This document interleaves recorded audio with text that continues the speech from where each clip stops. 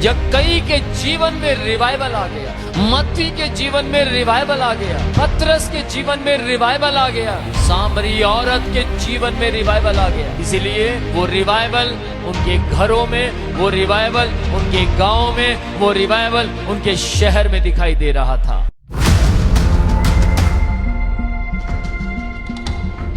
Praise the Lord. ध्यान दे इस बात के ऊपर, आज का संदेश आप सबके जीवनों के अंदर बड़ा काम करने जा रहा है। रोमियो 5वां अध्याय उसकी 8वीं आयत में परमेश्वर का वचन क्या कहता है? परंतु परमेश्वर ने हमारे प्रति अपने प्रेम को इस रीति से प्रकट किया कि जब हम पापी ही थे तब मसीह हमारे लिए मरा।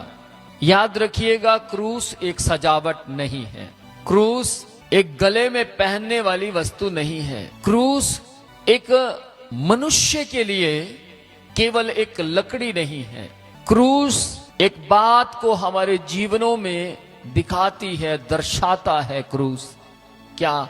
मैं दोषी था पर निर्दोष बना, मैं पापी था पर पवित्र बना, मैं पकड़ा जाने पर था पर मैं वहां से भाग गया, मेरी जगह यीशु मसीह पकड़ा गया। जरा गौर करें इस बात के ऊपर, वो भागा नहीं जिसका नाम यीशु मसीह है, हम भाग गए थे। हम क्रूस पर नहीं चढ़ सकते थे, हम दर्दनाक मौत नहीं सहन कर सकते थे, हमारे शरीर के ऊपर पड़ने वाला कोड़ा बर्दाश्त से बाहर था, पर उसने बर्दाश्त किया, उसने हर कोड़े को सहन किया।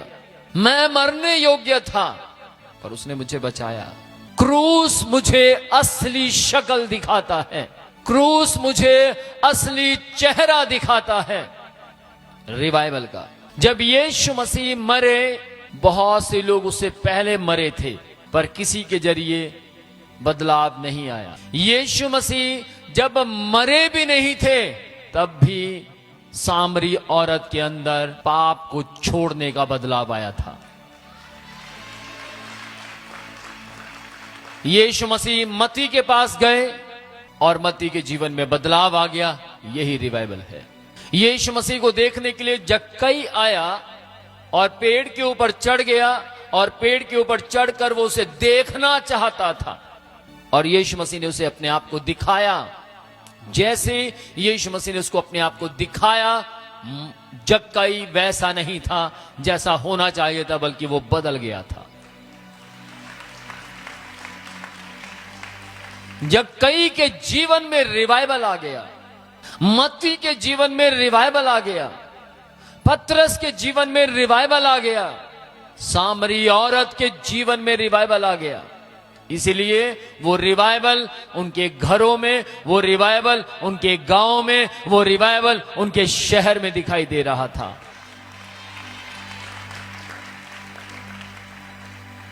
यदि आज आप यीशु मसीह पर विश्वास करते हैं और आप परमेश्वर के वचन को पहला महत्व देते हैं, आप परमेश्वर के घर को छोड़ना नहीं चाहते, आप परमेश्वर के वर्क को छोड़ना नहीं चाहते, आप परमेश्वर के काम को करने के लिए पहला स्थान देते हैं, आप ठंड नहीं देखते, आप गर्मी नहीं देखते, आप अपनी नींद नहीं देखते, आप अपनी हेल्थ नहीं देखते हैं, तो मैं आपको बोलना चाहता हूं, रिवाइवल आपके बीच में है।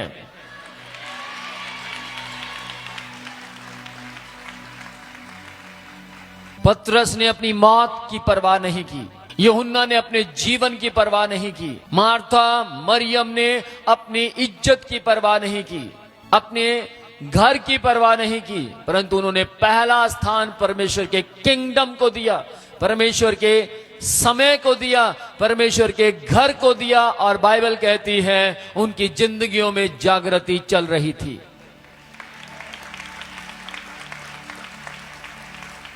यशाया 53 की 6 में परमेश्वर का वचन क्या कहता है?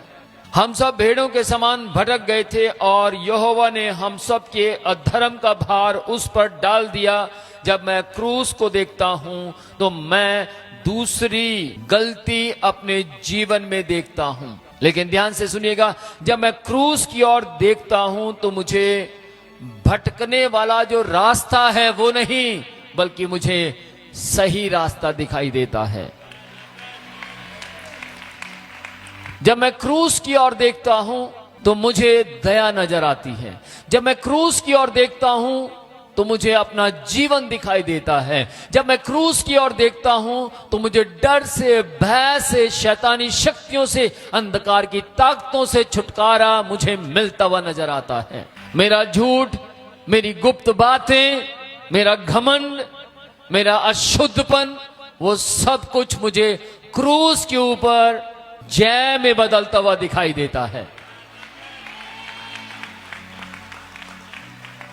यदि आप इस वक्त दुखी हैं, परेशान हैं, मैं फंस गया, मैं अपने झूठ से निकल नहीं पा रहा हूं, मैं क्या करूं, किस तरीके से मैं बचाया जाऊं, मैं किस तरीके से छुड़ाई जाऊं, मुझे कोई उपाय नहीं दिखाई दे रहा, मैं आपको बोलना चाहता हूं, आपको उपाय नहीं, आपको क्रूस पर चढ़ने वाले यीशु की जरूरत है। सब कुछ क्रूस पर था। झूठ क्रूस पर था, निंदा क्रूस पर था, चुगली, बैर भाव, सब कुछ क्रूस पर था। गलत रिलेशन, जो रिश्ते बनाए गए वो क्रूस पर थे। मेरा सुसाइड करना क्रूस पर था। मेरा अपने जीवन को जल्दी खत्म कर देना क्रूस पर था। और क्रूस के ऊपर से आवाज आ रही थी, तुझे मरने की जरूरत नहीं है क्योंकि मैं तेरे लिए मर गया हूं।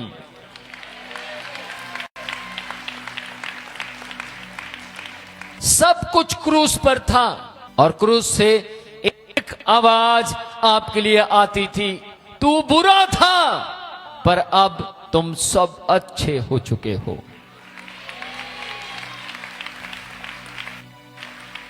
तू बुरा था, तेरा परमेश्वर के साथ कोई संबंध नहीं था, तेरे साथ परमेश्वर रिलेशन बनाना नहीं चाहता था, पर परमेश्वर ने कहा, देख क्रूस पर सब कुछ आ गया, इसलिए मैं यानी परमेश्वर तुझसे प्यार करता है।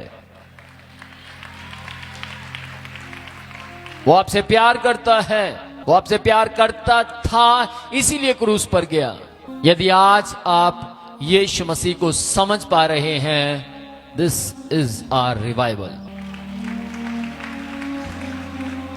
क्रूस वो जगह है जहां न्याय, प्रेम, धीरज, भलाई, कृपा मिलते हैं।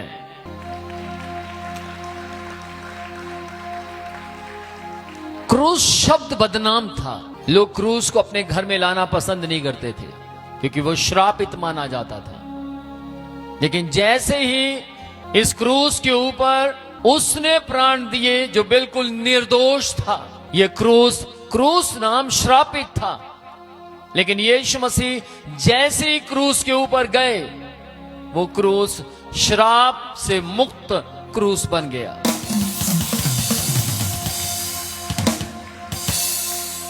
यदि हम जो पापी थे वो शुद्ध हो सकते हैं, तो उसने हमें तो शुद्ध किया ही किया, उसने क्रूस की कथा को भी लोगों के लिए जीवन का दान बना दिया।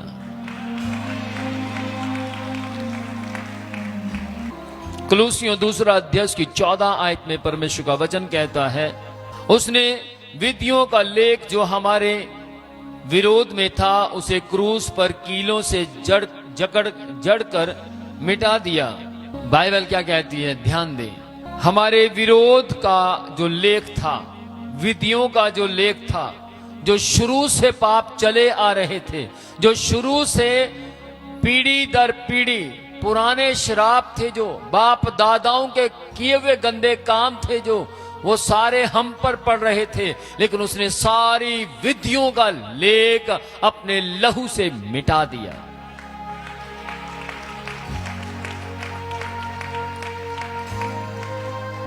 हमारे पापों को उसने फाड़ा नहीं, हमारे पापों को उसने टुकड़े टुकड़े नहीं किया, उसने हमारे पापों को अपने लहू से मिटा दिया, उनका नामो निशान मिटा दिया। परमेश्वर ने पाप को नजरअंदाज नहीं किया, मैं देखना नहीं चाहता, इग्नोर नहीं किया। आपके गुनाह को परमेश्वर ने इग्नोर नहीं किया।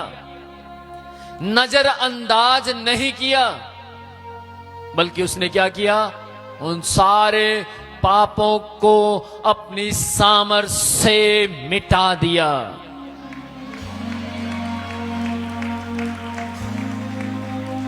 उसने खून बहाया।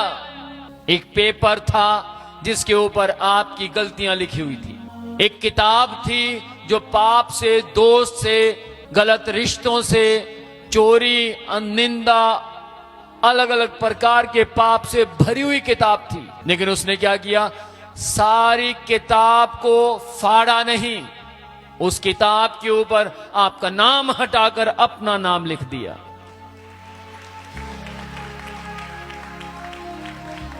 न्याय करने वालों ने पूछा, ये किताब किसकी है, ये बुक किसकी है?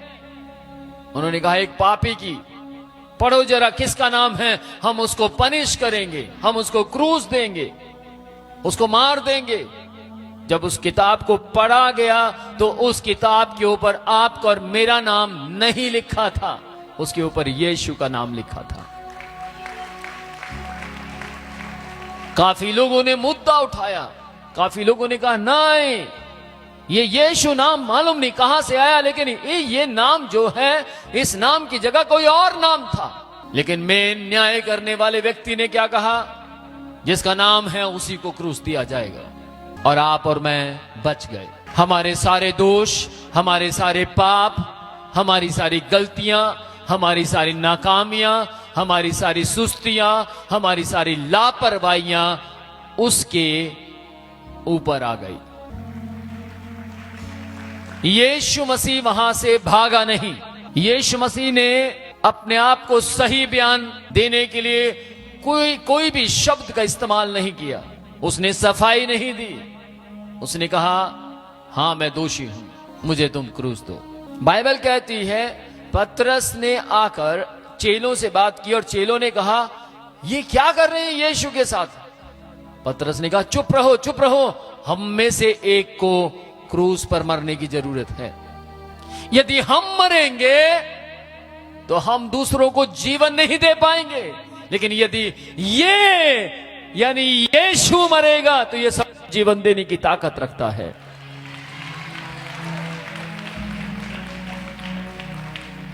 न्याय पूरा हुआ, यीशु मसीह को क्रूस दिया गया।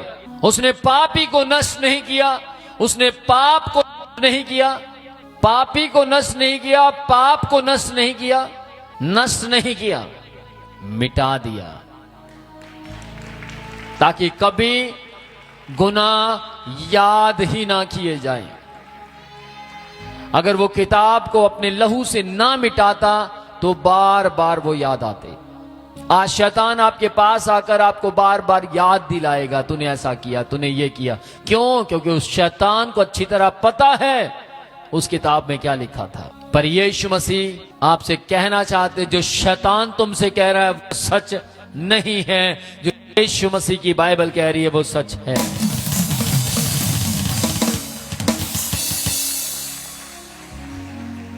क्रूस पर से दया बह निकली, तरस बहने लगा, और वो बहता बहता बहता बहता हम सब के ऊपर आ गया, हम सब की जिंदगियों में आकर वास करने लगा।